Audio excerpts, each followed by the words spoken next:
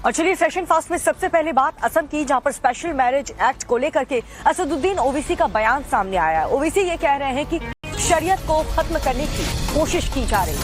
तो देखिए हेमंत बिस्वा शर्मा सरकार ने स्पेशल मैरिज एक्ट को खत्म किया है और उसको लेकर के हैदराबाद में बैठे ओवैसी को मिर्ची लग रही है। ओवैसी ये कह रहे हैं कि जानबूझकर टारगेट किया जा रहा है। ओवैसी ने असम सरकार के इस फैसले पर सवाल खड़े करते हुए कहा कि असम की बीजेपी सरकार ने 90 साल पुराना अधिनियम हटा दिया है।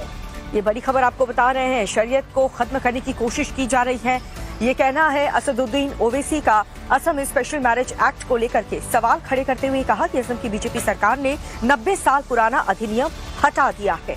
मुस्लिमों की शादी स्पेशल मैरिज एक्ट के तहत होगी तो फिर निकाह में खुला खुतबा कौन पढ़ेगा और मेहर कौन देगा? यानी अब असम में मुसलमान शादी करेंगे तो ना ही काजी रहेंगे और ना ही दुल्हन को मेहर मिलेगा।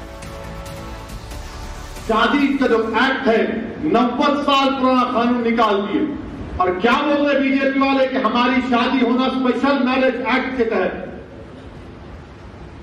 खुतबा कौन पढ़ेगा फिर निकाह में, और फिर मेहर कौन देगा दुल्हन को? यानी अब आसाम में अगर मुसलमान शादी करेंगे कानून के लिहाज से तो ना काजी साहब रहेंगे खुतबा के लिए, ना दुल्हन को मेहर मिलेगा। तो फिर ये तो इस्लाम का बहुत बड़ा रुकन है, ये मेहर देना दुल्हन को। वहां पर बीजेपी की हुकूमत ने ये वो कानून को बंद कर दिया और कहा कि स्पेशल मैरिज एक्ट में आपको रजिस्ट्रेशन करना पड़ेगा। अच्छा, स्पेशल मैरिज एक्ट में उसमें जो अगर स्पेशल मैरिज एक्ट में शादी होती तो जायदाद का बंटवारा पर्सनल लॉ के तहत नहीं होगा मुसलमानों का। हमसे शरीयत को छीनना चाहते हैं। मेहर तो गायब हो गया, तो मेहर मुआवजा देना पड़ता, अगर फौरन दे रहे तो दे दो, ये दिए। अब यूं आए हैं बीजेपी के लोग, नहीं हम इस्लाम में रिफॉर्म लेकर आएंगे। अरे तुम रिफॉर्म नहीं लाना चाहते हो, तुम हिंदुत्व को लागू करना चाहते हो। तुम भारत की तहजीब क्या है? इसकी भारत एक ऐसा मुल्क है जहां पर लोग कई मजहब को मानते हैं, कोई खुदा को भी नहीं मानते। ये मुल्क ऐसा है जहां पर एक जबान नहीं हजारों जबानें बोली जाती हैं।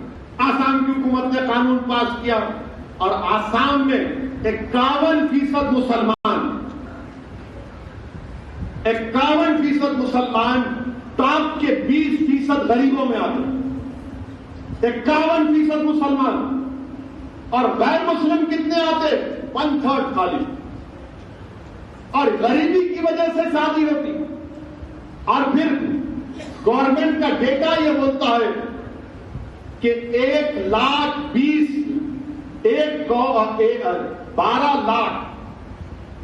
12 लाख बच्चों की शादी हुई। कितने मुसलमान हैं उसमें? सिर्फ 11% है।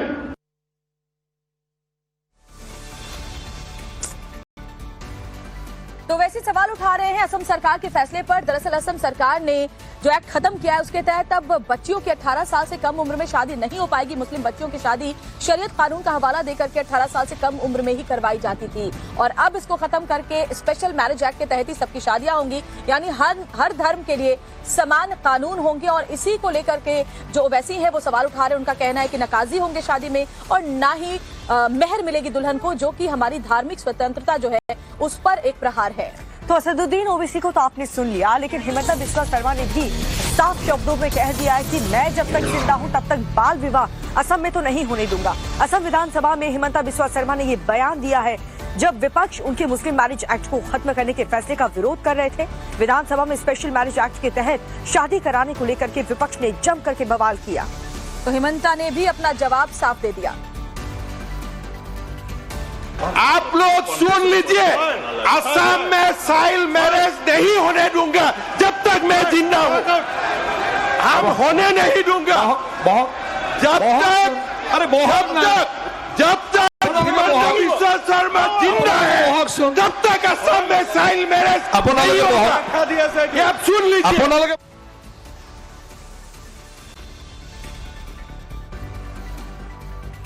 और बड़ी खबर आपको बताते हैं, हिमंता बिस्वा शर्मा का AIUDF अध्यक्ष पर पलटवार। शर्मा ने कहा कि चमत्कारी पानी देने का दावा करने वाले अब लोगों को गुमराह करने का काम कर रहे हैं। तो ये बड़ी खबर आपको बता रहे हैं। हिमंता ने कहा कि बदरुद्दीन अजमल राजनीतिक फायदे के लिए असम में स्पेशल मैरिज एक्ट का विरोध कर रहे हैं और लोगों को गुमराह कर रहे हैं।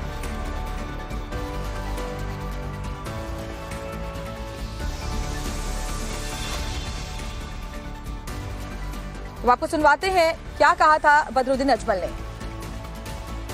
मुसलमानों को भड़का के अपना वोट वो लोग पोलराइज कराना चाहते हैं, जो मुसलमान नहीं होते। अच्छा, पहले 3 तलाक, उसके बाद ये और भी बहुत कुछ है। असम में यूसीसी लाने का एक पहल है, पहला स्टेप है, यूसीसी लाने का पहला स्टेप है।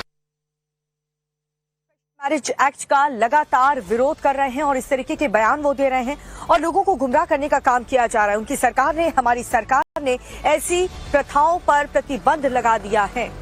तो बड़ी खबर आपको बता रहे हैं। देखिए, जैसे ही स्पेशल मैरिज एक्ट के मामले को लेकर के असम में लगातार राजनीति गरमा रही है और न सिर्फ असम में बल्कि देश के अलग अलग राज्यों से भी जो मुस्लिम नेता हैं वो इसका विरोध कर रहे हैं और एक के बाद एक सियासी बयान इसको लेकर के सामने आ रहे हैं। और देखिए, यूपी से लेकर एमपी तक लव जिहाद का जाल फैलता जा रहा है। यूपी के कई जिलों से ऐसे चौंकाने वाले मामले भी सामने आए हैं। जी, आपको बता दें, मध्य प्रदेश के छिंदवाड़ा जिले में 2 मां अपनी बेटियों को लव जिहाद से बचाने के लिए धरने पर बैठ गई है। पूरा मामला क्या है, देखिए इस रिपोर्ट। 2 महिलाएं हाथों में लव जिहाद मुर्दाबाद की तख्तियां लेकर धरना दे रही हैं। एमपी के छिंदवाड़ा में लव जिहाद का मामला सामने आया है, जहां 2 माएं अपनी लापता बेटियों का पता लगाने के लिए पिछले कई दिनों से धरने पर बैठी हैं। धरने पर बैठी दोनों मां ने 2 मुस्लिम लड़कों पर अपनी बेटियों को भगा ले जाने का आरोप लगाया है। साथ ही दोनों महिलाओं का कहना है कि उन्होंने पुलिस में काफी पहले शिकायत दर्ज कराई थी, लेकिन उनकी बेटियों को नहीं ढूंढा गया, जिसके बाद उन्होंने मुख्यमंत्री से गुहार लगाने के लिए विरोध प्रदर्शन शुरू किया। मुसलमान ने हमारी लड़की की बेला फसला के भगा के ले गया, हमें हमारी लड़की बार वापस चाहिए हमें बस। लापता हुई दोनों लड़कियों ने एक 29 जनवरी से गायब है तो दूसरी 17 जनवरी से। गायब हुई दोनों ही लड़कियों के परिजनों ने पहले भी पुलिस से शिकायत कर शक जताया था कि उनकी बेटियों को मुस्लिम लड़कों ने भगाया है। फिलहाल मामले में पुलिस भी एक्शन मोड में आई है और 2 दिनों में दोनों लापता लड़कियों का पता लगाने की बात कह रही है। हमने आके उनसे बात की है, वो चाहती हैं कि उनकी बेटियां जल्दी से जल्दी मिले और जो भी वो बोलती हैं उस हिसाब से कार्रवाई हो। हमने आश्वासन दिया है कि 2 दिन में उनकी बेटियां किसी भी प्रकार से खोज के और ढूंढ निकालेंगे। लव जिहाद का एक और चौंकाने वाला मामला यूपी के कुशीनगर जिले से सामने आया है, जहां एक मुस्लिम युवक ने झूठ बोलकर हिंदू लड़की से शादी करने की कोशिश की, लेकिन समय रहते लड़के का झूठ पकड़ा गया। कुशीनगर के गांव में सजी धजी दुल्हन अपनी बारात का इंतजार कर रही थी। ठीक उसी वक्त लड़के का झूठ सामने आ गया और पता चला कि मुस्लिम युवक अपना धर्म छुपाकर शादी करने वाला था। तो फिर शादी की बात कहाँ से आ गई?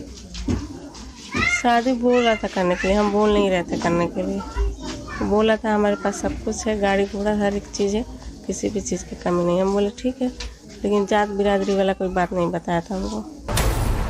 आरोप है कि आरोपी तबरेज आलम ने लड़की को अपना नाम आर्यन प्रसाद बताकर कई महीनों तक उसे झूठे प्यार के जाल में फंसा रखा था। आरोपी तबरेज आलम 1 साल तक लड़की का शोषण करता रहा।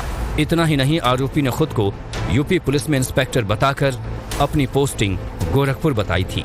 बहुत बड़ा धोखा हो गया कि पूरे अब हम समझ लिए कि मुंह दिखाने लायक नहीं है। मामला सामने आने के बाद पुलिस ने आरोपी तबरेज की तलाश शुरू कर दी है। यूपी के ही एक जिले गोंडा में एक 16 साल की नाबालिग लड़की का मुस्लिम लड़के ने अपहरण कर दुष्कर्म किया। उसके बाद लड़की का धर्म परिवर्तन भी करा दिया। लड़की के परिजनों की तहरीर पर पुलिस ने केस दर्ज कर आरोपी को गिरफ्तार कर जेल भेज दिया है। अभियुक्त के विरुद्ध 363-66 के अधीन 376 और 351 धर्म परिवर्तन अधिनियम और पॉस्को एक्ट के तहत आरोपी गिरफ्तार कर लिया गया है। आवश्यक वैधानिक कार्रवाई की जा रही है। पुलिस ने पीड़िता को भी बचा लिया है।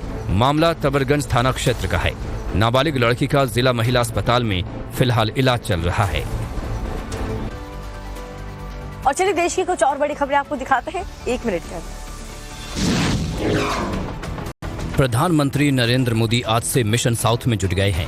पीएम मोदी सबसे पहले केरल के तिरुवनंतपुरम जाएंगे, जहां पर प्रधानमंत्री विक्रम साराभाई स्पेस सेंटर का दौरा करेंगे। इसके बाद पीएम तमिलनाडु के मदुरई जाएंगे, यहां पर एक कार्यक्रम में शिरकत करेंगे। वहीं केंद्रीय गृह मंत्री अमित शाह आज गुजरात दौरे पर हैं। यहां पर अमित शाह गांधीनगर को करोड़ों की विकास कार्य की सौगात देंगे। संदेश खाली हिंसा पर ममता सरकार बुरी तरह घिरी हुई है। अब टीएमसी ने आरोपी शाहजहां की गिरफ्तारी की डेडलाइन तय कर दी है। पार्टी नेता कुणाल घोष ने कहा है कि सभी कानूनी समस्याएं सुलझ गई हैं। अब 7 दिनों के अंदर शाहजहां को गिरफ्तार कर लिया जाएगा। वहीं कांग्रेस भी सीएम ममता बनर्जी पर हमलावर है। अधीर रंजन चौधरी ने कहा कि संदेश खाली में महिलाएं जिस तरह से अपने सम्मान की रक्षा के लिए प्रदर्शन कर रही हैं, उस पर टीएमसी सरकार को शर्म आनी चाहिए। एमएसपी पर कानूनी गारंटी की मांग को लेकर किसानों का प्रदर्शन जारी है। शंभू और खनौरी बॉर्डर पर डटे किसानों ने अब अगली रणनीति बनानी शुरू कर दी है। आज शंभू बॉर्डर और खनौरी बॉर्डर पर किसान संगठनों की अलग अलग बैठक बुलाई गई है, जिसमें किसान आगे की रणनीति पर चर्चा करेंगे। इससे पहले किसानों ने कल WTO के खिलाफ ट्रैक्टर मार्च निकाला और भारत को WTO से बाहर निकालने की आवाज बुलंद की। और बड़ी खबर आपको बताते हैं, राहुल गांधी के अग्निवीरों पर दिए विवादित बयान से देखिए अब सियासत गर्माती जा रही है। रायबरेली में राहुल ने अग्निवीरों को लेकर के बयान दिया था, कहा था 4 साल बाद सेना से लात मारकर निकाल देंगे। जरा अंदाजा लगाइए कि ये कैसे शब्द है जिसका इस्तेमाल राहुल गांधी अग्निवीरों के लिए कर रहे हैं। और इसके अलावा अपनी भारत जोड़ो न्याय यात्रा में राहुल गांधी ने सरकार और बिजनेसमैन अडानी पर भी निशाना साधा। राहुल गांधी ने आरोप लगाया कि सरकार सेना के बजट का पैसा सीधे अडानी की जेब में डाल रही है। क्या कुछ कहा राहुल गांधी ने, आप भी सुनिए। अग्निवीर योजना का नाम सुना है? जी सर, सुना है? जी जी। ये है क्या चीज सर जी? अग्निवीर योजना है क्या? अग्निवीर 4 साल के लिए कर दिया फौज में, तो कर दिया देश को हमारे। नहीं 4 साल में किया। तो आपको मालूम है कि अब हिंदुस्तान में 2 तरीके के शहीद होंगे। एक सेना वाला जब शहीद होगा उसे शहीद का दर्जा दिया जाएगा, और दूसरा जो अग्निवीर होगा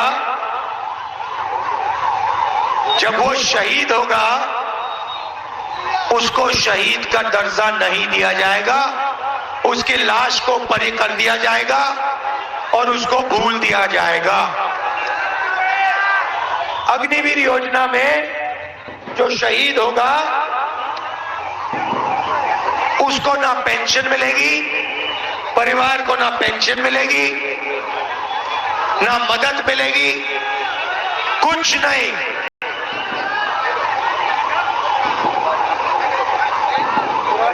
अग्निवीर कौन बनेगा? मैं आपको बताता हूं। जाएंगे सब अंदर, 4 साल बाद 4 में से 3 को लात मार के बाहर भगा दिया जाएगा। कहा जाएगा तुम्हारी यहां कोई जरूरत नहीं है, और 4 में से 1 बंदा सेना में जाएगा।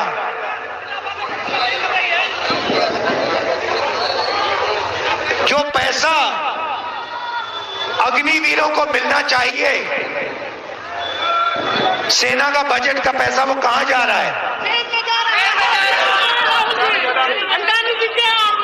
अडानी जी के जेब में जा रहा है।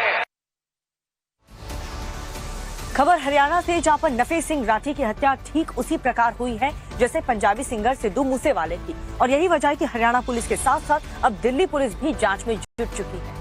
और जो जांच का दायरा आगे बढ़ने के बाद जो कनेक्शन है वो विदेश में बैठे एक नामी गैंगस्टर से इस हत्याकांड का जुड़ता हुआ नजर आ रहा है। और इस बीच छिड़े सियासी बवाल को देखते हुए हरियाणा सरकार ने सीबीआई जांच का भी ऐलान कर दिया है।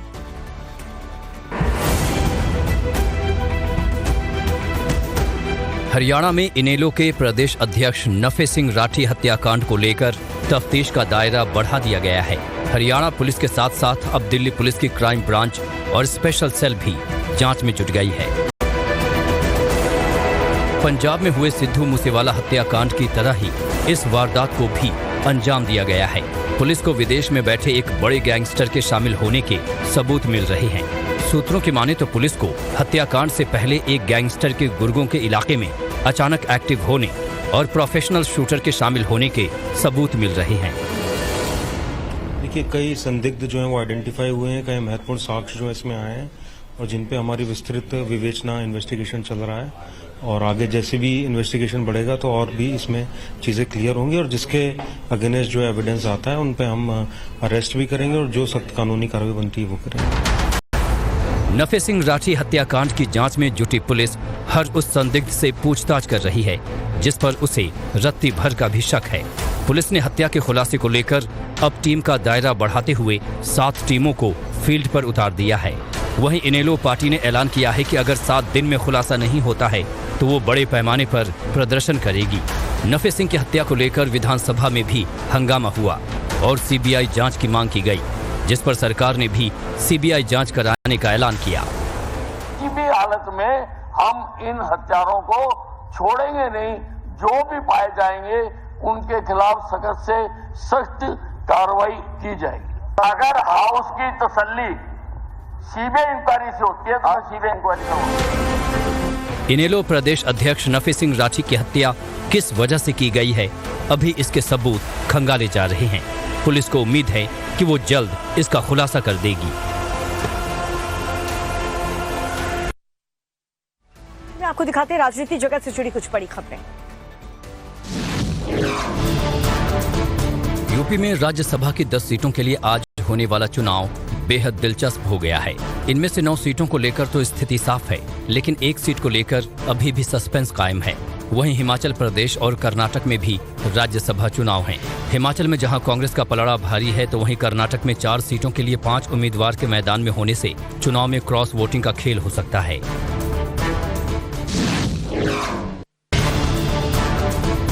दिल्ली में आम आदमी पार्टी आज 4 उम्मीदवारों की सूची जारी कर सकती है। इसके लिए पार्टी की तरफ से पीएसी की अहम बैठक बुलाई गई है। इसके साथ साथ गुजरात में कांग्रेस ने जो 2 सीटें आम आदमी को गठबंधन के तहत दी हैं, उनको लेकर भी नाम का ऐलान किया जा सकता है।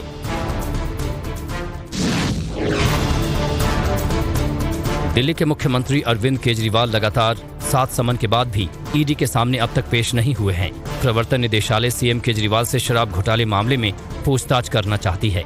एजेंसी अब इस पशोपेश में है कि आखिर किस तरीके से केजरीवाल से जवाब तलब किया जाए। वहीं आपने कहा कि ईडी बार बार समन जारी करने की जगह कोर्ट के आदेश का इंतजार करे।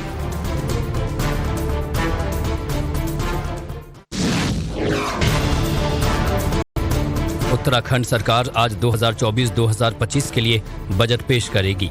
राज्य के संसदीय इतिहास में यह पहली बार होगा जब बजट दोपहर 12:30 बजे पेश होगा। इसका आकार 90,000 करोड़ रुपए से अधिक होने की संभावना है। लोकसभा चुनाव को देखते हुए बजट के लोक लुभावन होने के आसार बताए जा रहे हैं। अब खबर उत्तर प्रदेश।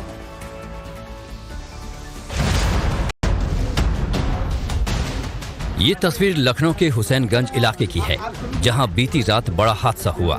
रिपोर्ट के मुताबिक सोमवार शाम 7:30 बजे केकेसी कॉलेज के पीछे महावीरपुरा कॉलोनी में 2 मंजिला घर में सिलेंडर फट गया, जिससे पूरा घर जमींदोज हो गया।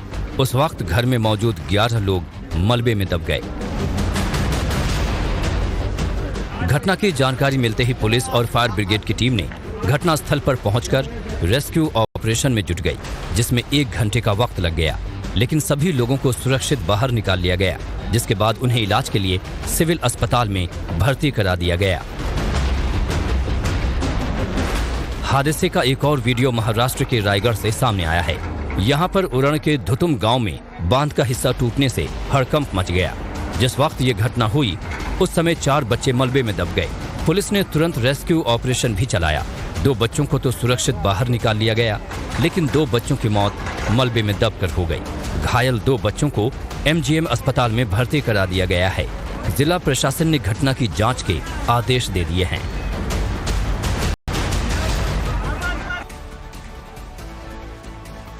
और चलिए आगे बढ़ते हुए सड़क हादसे का एक वीडियो जो उत्तराखंड के नैनीताल से सामने आया है वो भी आपको दिखाते हैं, जहां बीती रात एसडीआरएफ के जवानों को इस हादसे के बाद मोर्चा संभालना पड़ा। जी हाँ, नगर निगम की एक जो गाड़ी थी वो डिसबैलेंस होकर के गहरी खाई में जा गिरी। उसके बाद जो गाड़ी के अंदर लोग मौजूद थे उन्हें बचाने के लिए किस तरीके से मशक्कत करनी पड़ी, हादसा कैसे हुआ, देखिए रिपोर्ट। रात का वक्त है, चारों तरफ खूब अंधेरा है। यहाँ पर एसडीआरएफ के कई जवान मोर्चा संभाले हुए हैं।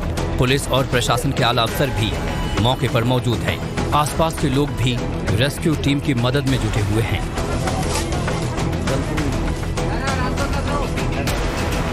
हादसे का ये वीडियो पहाड़ी राज्य उत्तराखंड से आया है, जहां नैनीताल में नगर निगम की गाड़ी बेकाबू होकर डीएसबी रास्ते में गहरी खाई में गिर गई।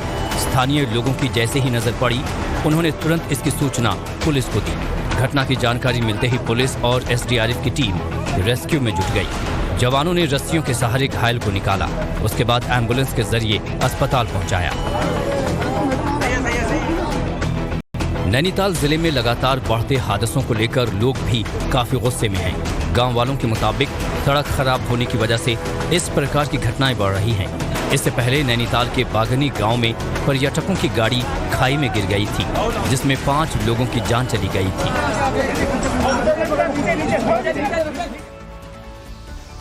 खबर आपको बताते हैं यूपी के बलिया से, जहां पर भीषण सड़क हादसा हो गया है। 2 कार और पिकअप वाहन आपस में टकरा गई हैं और 6 लोगों की हादसे में मौत। दर्दनाक हादसे में कई लोग गंभीर रूप से घायल हो गए हैं। सभी का अस्पताल में इलाज चल रहा है। मामला दर्ज कर जांच में जुटी पुलिस। तो ये बड़ी और दुखद खबर इस वक्त उत्तर प्रदेश के बलिया से आ रही है।